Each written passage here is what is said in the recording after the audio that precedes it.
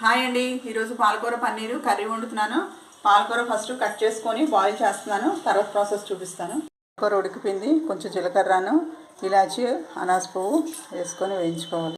పెద్ద size onion చిన్న ముక్కలుగా కట్ చేసుకొని 2 వేసుకున్నాను. వెల్లుల్లి పేస్ట్ 1 స్పూన్ వేసుకుంటున్నాను. టమాటా ప్యూరీ 2 టమాటాలు తీసుకొని మిక్సీ పట్టుకున్నాను, అది కూడా వేసేస్తున్నాను.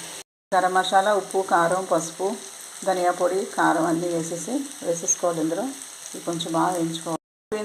ఇందులో పాలకూర పేస్ట్ వేసుకుంటున్నాను, మిక్సీ పట్టేసుకున్నాను. ఆ పేస్ట్ ఇందులో వేసేసుకోవాలి.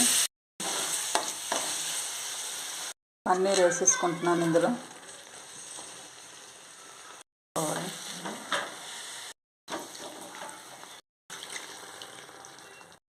మరి కొంచెం వేసుకుంటున్నాను. పాలక్ పన్నీర్ రెడీ అయిపోయిందండి. సర్వింగ్ బౌల్లో తీసుకుందాం. అయిపోయింది, సర్వింగ్ బౌల్లో తీసుకున్నాను. నా వీడియో కన్నా వస్తే ఒక లైక్ ఇవ్వండి.